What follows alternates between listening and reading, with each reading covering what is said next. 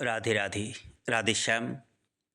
প্রিয় ভক্তজন, গুণীজন, সুধীজন ও আমার শ্রদ্ধাশীলা, কল্যাণিয়া, ধর্মশীলা মাতৃগণ, প্রত্যেক ভক্তচরণেই আমার সশ্রদ্ধ দণ্ডবোধ প্রণতি।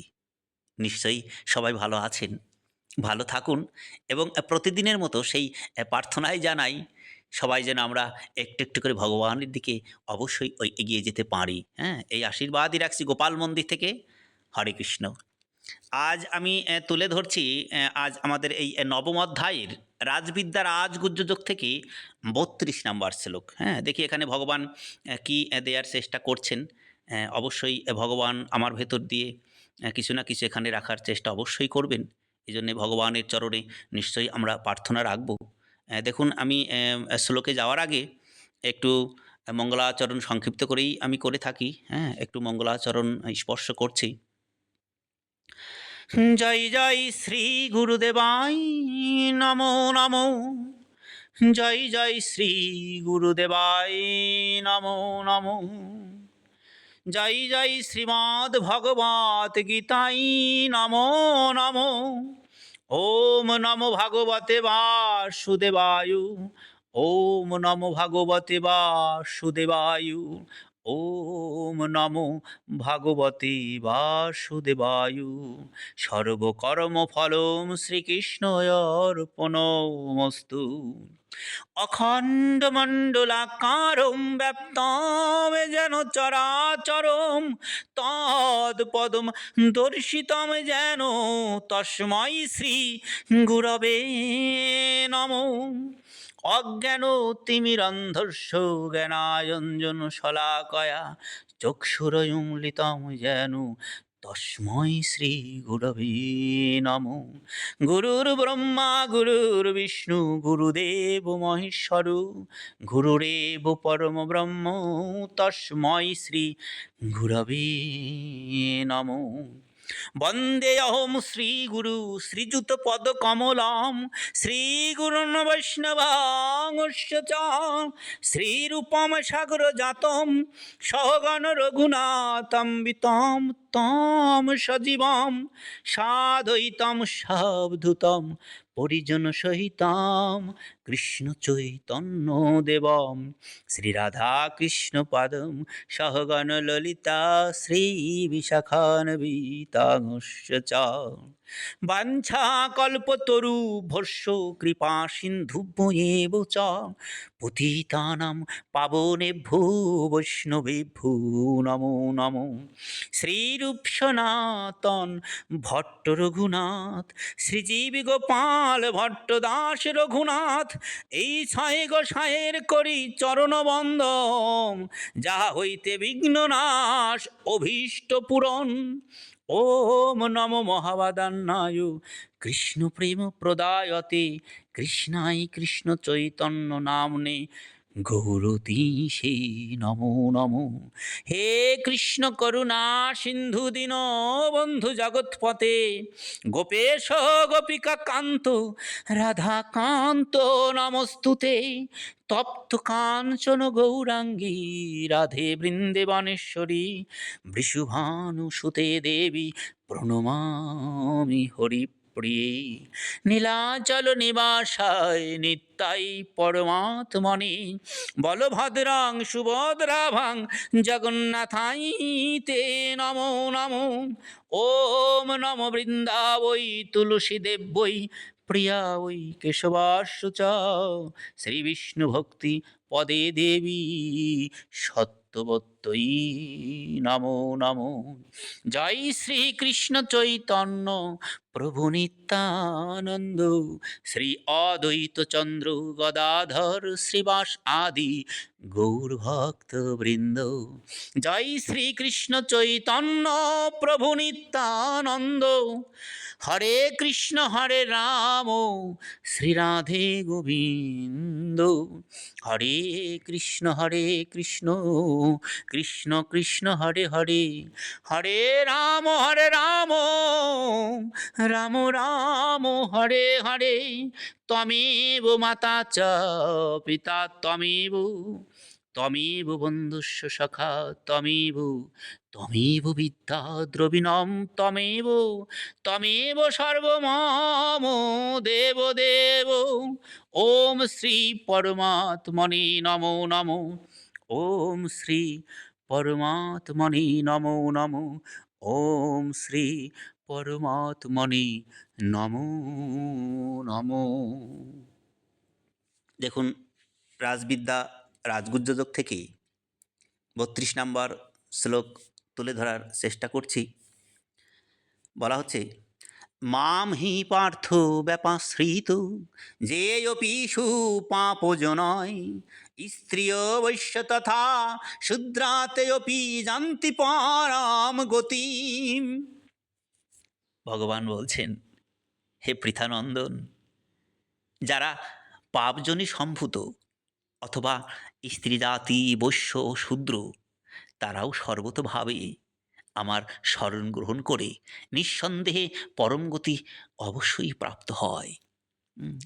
এই যে ভগবানের এই বাণীর মধ্যে দিয়ে এই যে কথাগুলো এই যে টিকাকার এখানে রেখেছেন, একটু এর ভেতরে প্রবেশ করছি।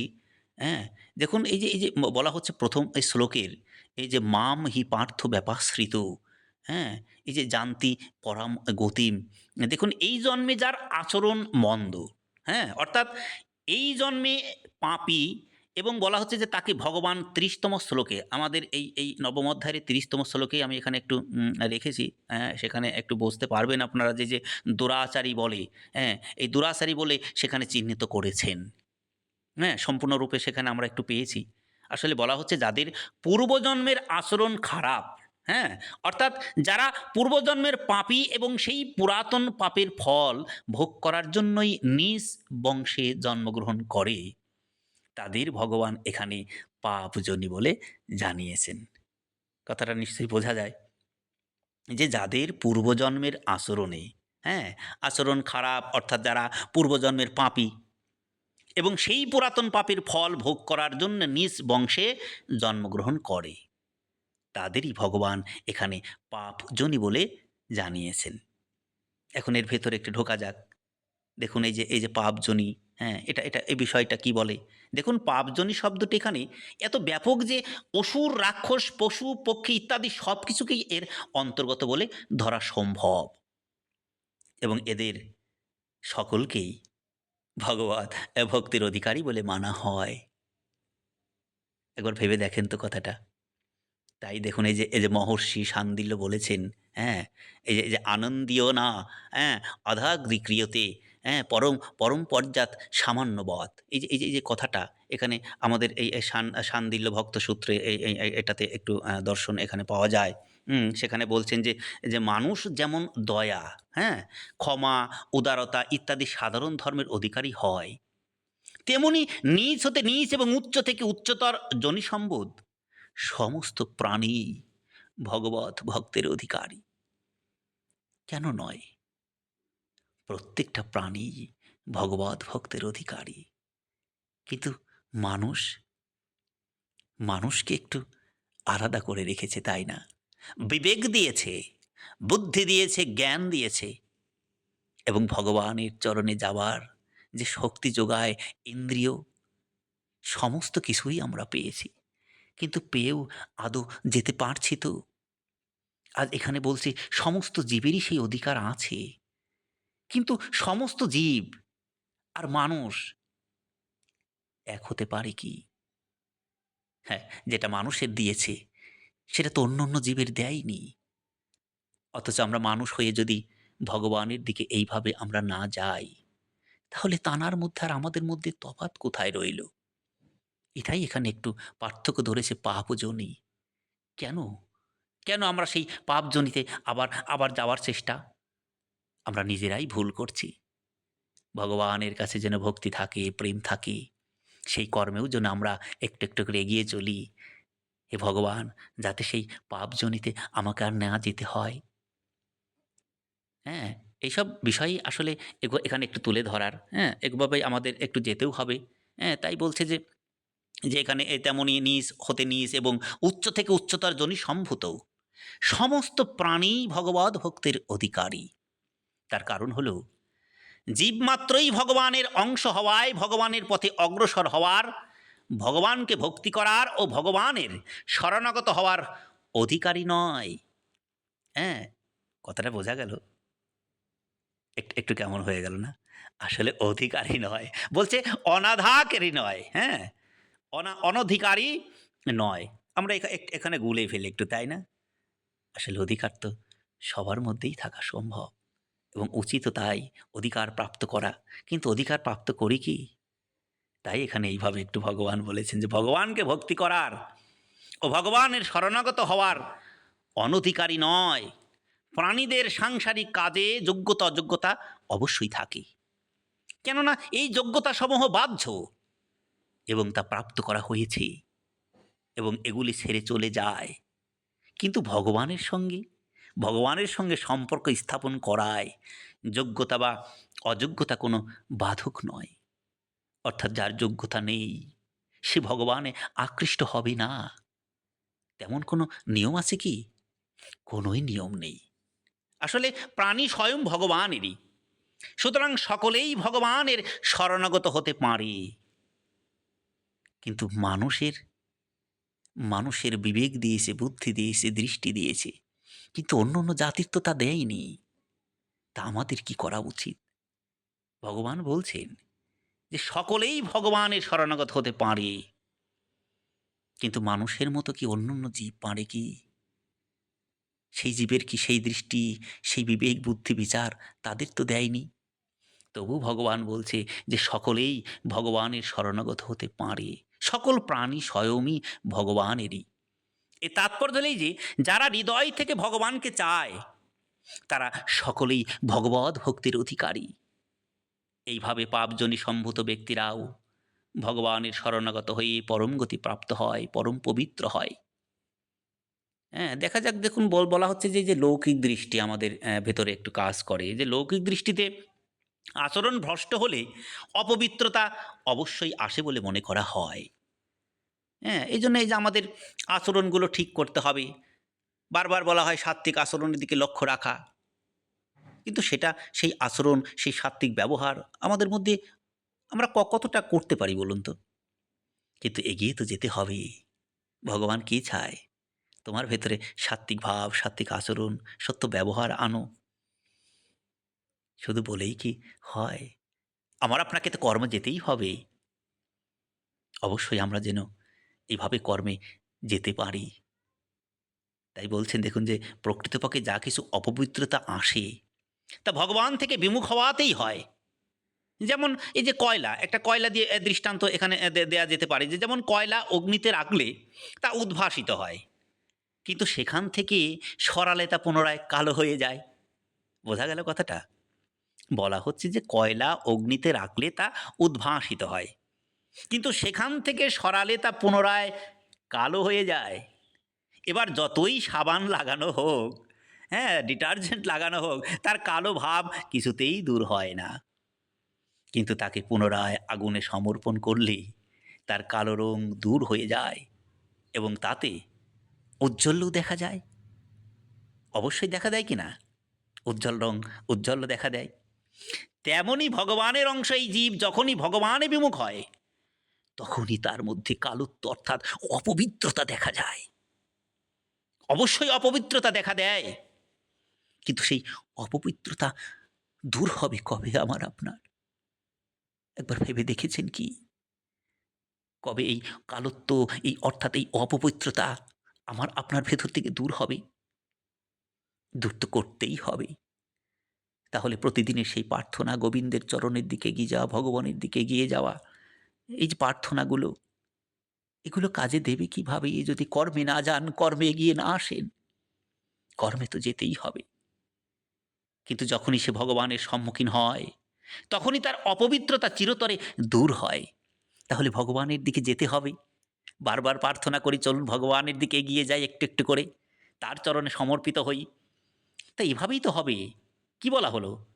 সে ভগবানের সম্মুখীন হয় তখনই তার অপবিত্রতা চিরতরে দূর হয় এবং সে মহাপবিত্র হয়ে ওঠে। অর্থাৎ দুনিয়াতে তার বৈশিষ্ট্য ছড়িয়ে পড়েই পড়ে। তার মধ্যে এমন পবিত্রতা আসে যে ভগবানও তাকে নিজের মুকুটের মনে করে নেয়। অবশ্যই ভগবান আপনার আমাকে তাঁর মুকুটের মণি করে নেন। ভগবান তো আমাকে আপনাকে ছেড়ে দেয় না। বরঞ্চ দেখুন, আমার আপনার আসক্তির ফলেই ভগবানের কাছ থেকে আমরা দূরে সরে যাই। এতে কি ভগবানের ভেতর কি কেঁপে ওঠে না যে আমার ভক্ত আমার কাছ থেকে দূরে সরে গেল? সে কখনো দূরে সরায় না। সে নিজে থেকেই তার বুকে জড়িয়ে রাখতে চায়, কারণ তাঁর সন্তান। সমস্ত জীবই তো তাঁর। তাই তো বলা হয় পরমাত্মার অংশ সমস্ত জীব। যেমন মানুষ, তেমন সমস্ত জীবই তো ভগবানেরই অংশ। তা ভগবান কি তাকে দূরে সরিয়ে দেয় না? আমরাই তাঁর কাছ থেকে দূরে সরে যাই আসক্তির ফলে, লোভের ফলে।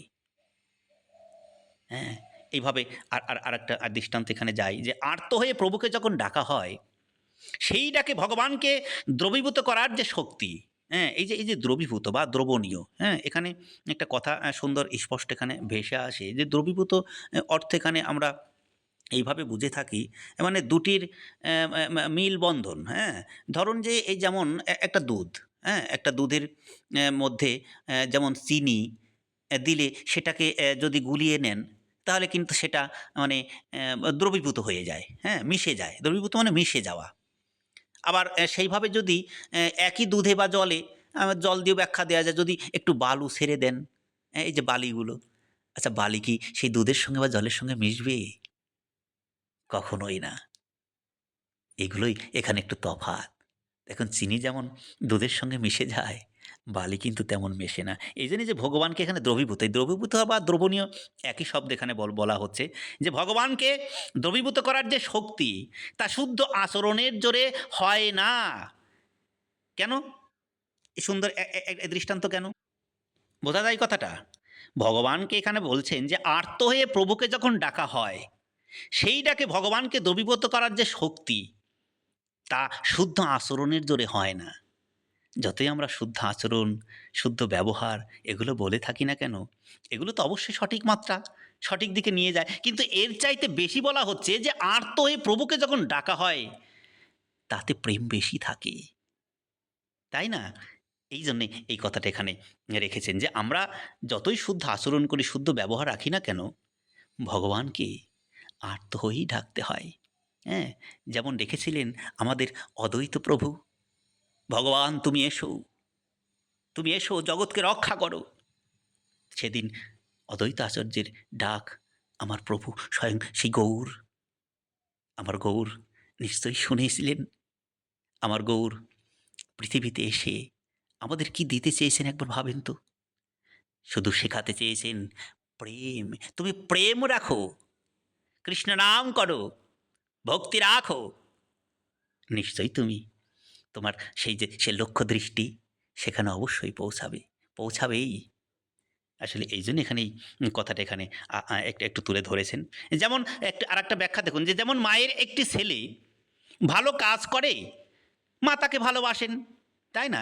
একটা ছেলে যখন ভালো কাজ করে, মা তাকে ভালোবাসেন। আর একটি ছেলে কোনো কাজ করে না, আর্ত হয়ে মাকে ডাকে, কাঁদে, তখন মা এই চিন্তা করেন না যে এ তো কোনো কাজ করে না, একে কেন কোলে নেব? এই চিন্তা কি মার মধ্যে থাকতে পারে? মা কি কখনো করে? তিনি তার কান্না সহ্য করতে না পেরে, হ্যাঁ, চট করে তাকে কি করেন? চট করে তাকে থাপড় মারেন না? না গো, চট করে তাকে কোলে তুলে নেন। মায়ের তো সন্তান, পৃথিবীর সমস্ত সন্তানই তো মায়ের হয়। মায়ের কাছে কোনো সন্তানের আবার পার্থক্য হয় কি? যদি সে শুদ্ধ মা হয়, তার কাছে কোনো সন্তানের পার্থক্য থাকে না। সব সন্তানই তার কাছে সমান হয়। তাই সুন্দর দৃষ্টান্ত দেখুন যে আর্ত হয়ে মাকে ডাকে, যে কাঁদে, তখন মা এই চিন্তা করেন না যে এ তো কোনো কাজ করে না, একে কেন কোলে তুলে নেব? তিনি তার কান্না সহ্য করতে না পেরে চট করে তাকে কোলে তুলে নেন। এইরূপ অত্যন্ত বদ আচরণযুক্ত পাপী ব্যক্তিও যদি আর্ত হয়ে ভগবানকে ডাকে, কাঁদে, তাহলে ভগবান তাকে নিজ কোলে স্থান অবশ্যই দেন। ভালোবাসেন তিনি। তার করুণাটা দেখুন, আমরা তার করুণা বুঝি না। হুম, তার যে এই যে আমাদের প্রতি, তার ভক্তের প্রতি কত প্রেম! অথচ ভক্ত হয়ে আমরা এই মানবজাতি হয়ে ভগবানের প্রতি কতটা প্রেম রাখতে পেরেছি? প্রেম রাখতে পেরেছি কি? নিজেকে নিজেই প্রশ্ন করুন। প্রশ্ন না করলে হেরে যাবেন। হারতে চলেছি আমরা। আর কতকাল হারব? জিততে তো হবেই, ভগবানের চরণকে জিততে হবেই। হবেই আপনাকে আমাকে। তাই এভাবেই ভগবানের দিকে এগিয়ে যেতেই হবে। দেখুন এই যে দৃষ্টান্ত দিয়েছেন, তাহলে এর দ্বারা কি প্রমাণিত হয়? এর দ্বারা প্রমাণিত হয় যে ভগবানের শরণাগত হওয়ায় ইহজন্মের পাপ যখন অন্তরায় সৃষ্টি করতে পারে না, তখন পুরানো পাপ কি করে প্রতিবন্ধকতার সৃষ্টি করবে? আসলে পুরানো পাপের ফল জন্ম এবং প্রতিকূল পরিস্থিতি রূপেই থাকে। ভগবানের শরণাগতির পথে তা প্রতিবন্ধকতা সৃষ্টি করতে পারে না।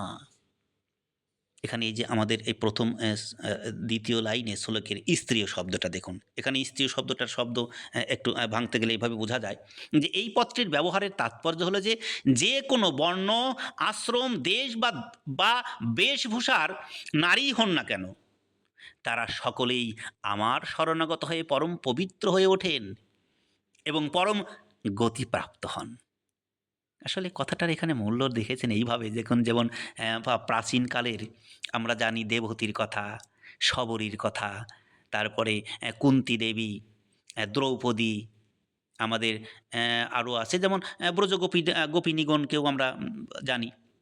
এবং এখানকার সময়ের মীরা, এখনকার সময়ের, তাই না? এখনকার সময়ের আমরা মীরা এবং তারপরে করমাবাই, ফুলবাই, এই যে প্রমুখ নারী, এই ভগবানের এরা অবশ্যই ভক্ত হয়েছেন।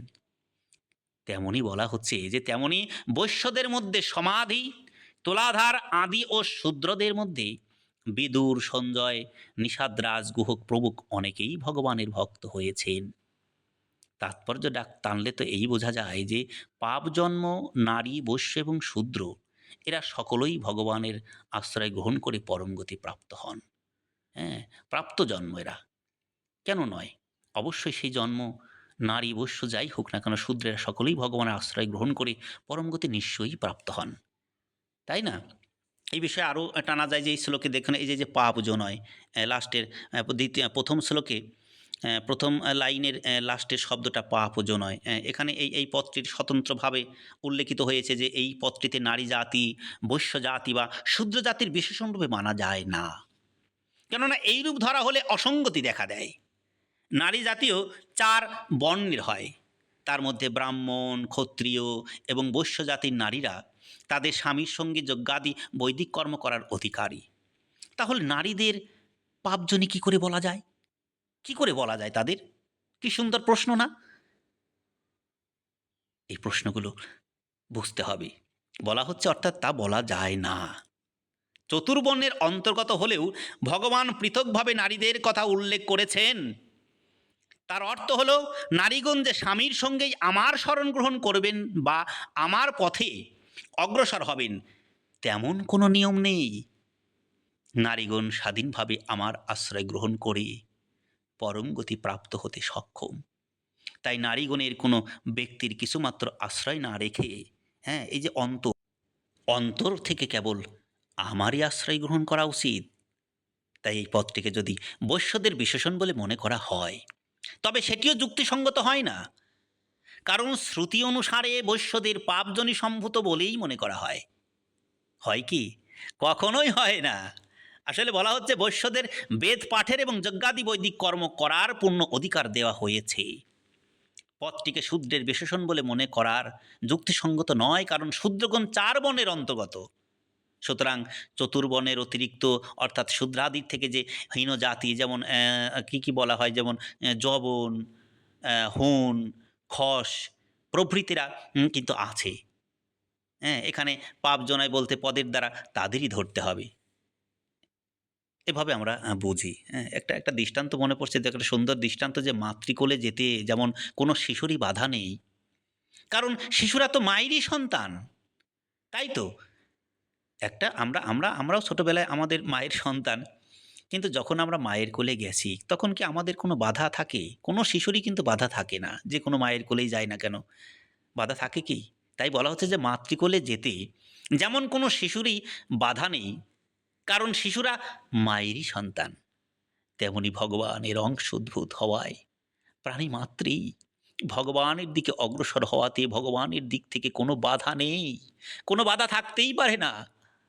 যেমন পশুপক্ষী, বৃক্ষলতা ইত্যাদিতে ভগবানের দিকে অগ্রসর হওয়ার বুদ্ধি বা যোগ্যতা নেই, তা সত্ত্বেও পূর্বজন্মের সংস্কারবশত বা অন্য কোনো কারণে তারা ভগবানের শরণাগত হতে পারে। তাই তো এখানে পাপ জনয় পদে পশুপক্ষী ইত্যাদিকেও ব্যতিক্রম রূপে ধরা যেতে পারে। পশুপক্ষীদের মধ্যে গজেন্দ্র, জরায়ু প্রভৃতি ভগবৎ ভক্ত হয়েছেন, এটা আমরা জানি। বিশেষভাবেই আমরা এই জিনিসগুলো আমরা জেনে এসছি। কেন নয়? আমরা তো এটাও শুনেছি পশুপক্ষীদের মধ্যে আমাদের গজেন্দ্র, জরায়ু প্রভৃতি কিন্তু ভগবৎ ভক্ত হয়েছেন। ভগবানের পথে অগ্রসর হওয়াতে ভাবেরই প্রাধান্য থাকে, বংশের নয়। যার চিত্তে বংশের প্রাধান্য থাকে তার ভাবের প্রাধান্য থাকে না, এবং তার মধ্যে ভগবৎ ভক্তিও থাকে না। কারণ যারা বংশকে প্রাধান্য দেয় তাদের অহম ভাব, এই অহম এই শরীরের সম্বন্ধেই প্রধানভাবে থাকে। এই অহম মানুষকে অনেক নিচু থেকে নিচু স্তরে নিয়ে যেতে পারে, পাপজনিতে নিয়ে যেতে পারে। এই জন্য এই ব্যাখ্যাগুলো এখানে তুলে ধরা হয়েছে। আর কতদিন, আর কেন পাপজনিতে? আমরা শুদ্ধ জনিতে, শুদ্ধ আচরণে ব্যবহার করে ভগবানের দিকে অগ্রসর হয়ে নিশ্চয়ই আমরা আমরা শুদ্ধ জনিতেই যাব। হ্যাঁ, এই বিষয়গুলো আমাদেরকে এখান থেকে এইভাবে ভাবতে হবে। দেখুন, তাই বলা হচ্ছে যে এই যে অহম এই শরীর সম্বন্ধেই প্রধানভাবে থাকে, যা ভগবানে আকৃষ্ট হতে দেয় না। অর্থাৎ শরীর ভগবানের ভক্ত হয় না এবং ভক্ত শরীর হয় না। কি সুন্দর কথা না? কি বলা হচ্ছে? যে ভগবানে আকৃষ্ট হতে দেয় না, ঠিক আছে, কিন্তু অর্থাৎ শরীর ভগবানের ভক্ত হয় না এবং ভক্ত শরীর হয় না। আসলে স্বয়ংই ভক্ত হয়। এইভাবে জীব ব্রহ্মকে লাভ করতে পারে না, কিন্তু ব্রহ্মই ব্রহ্মকে প্রাপ্ত হয়। অর্থাৎ ব্রহ্মে জীবভাব হয় না এবং জীবভাবে ব্রহ্মভাব হয় না। প্রাণের জন্য জীব সংজ্ঞা হয়, আর ব্রহ্মে প্রাণ হয় না। তাই ব্রহ্মই ব্রহ্মকে প্রাপ্ত হন, অর্থাৎ জীবভাব দূর হয়েই ব্রহ্ম প্রাপ্তি হয়। ব্রহ্মৈব শন ব্রহ্মপতি। এখানে এই যে কথাটা বলেছেন যে স্বয়ংয়ে এই দেহাভিমান থাকে না। স্বয়ং স্বয়ং যিনি, স্বয়ংয়ে কি আর দেহাভিমান থাকে? না, কখনোই থাকে না। স্বয়ংয়ে যে যেখানে শরীরের অভিমান থাকে সেখানে আমি দেহ থেকে পৃথক এই ভাব, এই বিবেক থাকে না। সে তখন অস্থি, মজ্জা, মল, মূত্র সৃষ্টিকারী এক যন্ত্রের দাস, মানে চাকর হয়ে থাকে। একেই বলা হয় অবিবেক, অজ্ঞান। এই অবিবেকের প্রাধান্য হলো মানুষ ভক্তি মার্গেও যেতে পারে না। এই অবিবেক যখন আমাদের মধ্যে প্রাধান্য পায় না, হ্যাঁ, বেশি করে যখন পায়, তখন আমরা ভক্তি মার্গে যেতে পারি না। এগুলো আমাদেরকে ছাড়তে হবে। হ্যাঁ, শুদ্ধভাবে জ্ঞানের যে প্রকাশ, সেই প্রকাশের দিকে আমাদের যেতে হবে। এই জন্যই তো আমাদের এই শাস্ত্রজ্ঞান, শাস্ত্র অধ্যয়ন, ভগবৎ প্রেম, সাধুসঙ্গ, হ্যাঁ, এগুলো আমাদের করে যেতে হবে, যাতে আমাদের এই অবিবেক, এই অজ্ঞানী বোধ, এগুলো থেকে আমরা মুক্তি পেতে পারি। যদি না মুক্তি পেতে পারি তাহলে তো ভগবানের দিকে যেতে পারবো না। এই জন্য বলা হয় যে জ্ঞান মার্গেও যেতে পারে না। সুতরাং শরীরকে নিয়ে যায় যে যে আচার ব্যবহার, তা লৌকিক মর্যাদা রক্ষার জন্য ব্যবহারের ক্ষেত্রে অত্যন্ত প্রয়োজনীয়, এবং এই মর্যাদা অনুসারেই আমাদের চলা উচিত। কিন্তু ভগবানের দিকে অগ্রসর হতে গেলে স্বয়মের প্রাধান্য থাকে, শরীরের নয়। একমাত্র স্বয়ং, স্বয়ংকে চিনতে পারি তো? আর কবে চিনব? আর নয়, চলুন না স্বয়ংকে চিনি। চিনতেই হবে, না হলে তো পিছিয়ে যাব। আর কতকাল পিছিয়ে যাব? আর তো সময় নেই। বেলা যে ডুবতে গেল। সেই বেলা, সেই সূর্যের কিরণ, ঝিকিমিকি কিরণ জীবনে আবার আসবে তো? ফুরিয়ে যাচ্ছে না তো? ভাবনাগুলো ভেবেই চলুন একটু এগিয়ে যাই। শুধু শরীরকে ভেবে নয়, কি দিতে পারে শরীর? শুধু শরীরের মায়া, শরীরের সেই যত্ন না, শরীরের মধ্যে যে ভগবান বসে রয়েছে আত্মযুক্ত শরীর বলি তাই, তাকে পুজো করছি তো অবশ্যই সেই পরমাত্মাকে পুজো করুন, পরমাত্মার দিকে গিয়ে চলুন, না হলে অনেক পিছিয়ে যাব। তাই বলছেন এর তাৎপর্য হলো যে ভক্তি বা মুক্তি চায় সে স্বয়ং, শরীর নয়, যদিও তদাত্মর জন্য স্বয়ং দেহ ধারণ করে থাকে, অবশ্যই দেহ ধারণ করে থাকে, কিসের জন্যে? তদাত্মার জন্যে। শুভ থেকে শুভ, শুদ্ধ থেকে শুদ্ধ ভাবতেই হবে আমাদের। ভাবনা দিলে, এই ভাবনাগুলো ভাবলে দেখবেন তো ভেতর থেকে একটু কীরকম জেগে ওঠে না? প্রেম জেগে ওঠে, প্রেম। কিন্তু স্বয়ং কখনো শরীর হতে পারে না এবং শরীর কখনো স্বয়ং হতে পারে না। স্বয়ং স্বয়ংই আর শরীর শরীরই। পরমাত্মার সঙ্গে স্বয়ং এর ঐক্য থাকে, আর শরীরের ঐক্য থাকে সংসারের সঙ্গে। শুধু সংসার আর সংসার আর সংসার। সংসারে থাকুন, ভগবানকে যুক্ত করে থাকুন। যে সংসারে ভগবান যুক্ত থাকে সে সংসারে আসক্তি আসতেই পারে না। হ্যাঁ, আর যে সংসারে ভগবান নেই, হ্যাঁ, ভগবানকে ভোগ লাগাবেন না, ভগবানের প্রতি ভক্তি প্রেম আচরণ থাকবে না, তাহলে তো হবে না। সমস্ত সংসারে যদি ভগবানকে লাগিয়ে থাকেন, ভগবানের সঙ্গে যুক্ত হন, ভগবানের স্মরণ করেন, ভগবানকে ভোগ লাগান, নিশ্চয়ই সে সংসার থেকে আপনি অনেক অনেক এগিয়ে যেতে পারবেনই। যতক্ষণ শরীরের সঙ্গে তদাত্ম থাকে ততক্ষণ সে না হয় ভক্তির অধিকারী, না হয় জ্ঞানের অধিকারী, এবং সে সমস্ত সংশয়ের সমাধানও করতে পারে না। এই শরীরের তদাত্ম দূর হয় একমাত্র ভাবের সাহায্যে। সেই ভাব আনতে পারি কি? দেখবেন শুধু ভাব জন্মে কিছু মানুষের, কিছু ভক্তের মধ্যে দেখবেন যখন কৃষ্ণ নাম যখন বিশেষ করে যখন কীর্তনাঙ্গনে, হ্যাঁ, কীর্তন অঙ্গে যেখানে নাম হয়, হ্যাঁ, দেখবেন যে কত কত কত ভক্তের দু চোখ দিয়ে ঝরঝর করে জল পড়ছে, হাহাকার করছে কৃষ্ণ নামে। তখন তার ভাব দেখবেন। এই জন্য বলা হয় এই শরীরের তদাত্ম দূর হয় একমাত্র ভাবের সাহায্যে। সে ভাব তা আনতে হবে, অবশ্যই আনতে হবে। মানুষের ভাব যখন ভগবানের প্রতি হয় তখন শরীর ইত্যাদির দিকে তার বৃত্তি যায় না, তখন সে ভগবানে একাগ্র হয় এবং তার শরীরের তদাত্ম অবশ্যই দূর হয়।